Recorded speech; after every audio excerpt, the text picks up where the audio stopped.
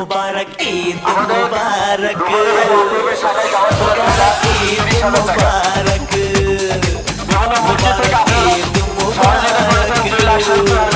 মুবারক ঈদ মুবারক।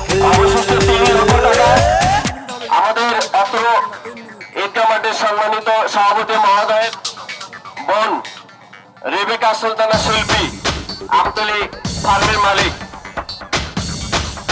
অন্যজন জনাব ডাক্তার শিরিনা ইয়াসমিন আমাদের সভাপতি মহোদয়ের মেয়ে, আরেকজন জনাব হলেন ডাক্তার আব্দুল হালিম।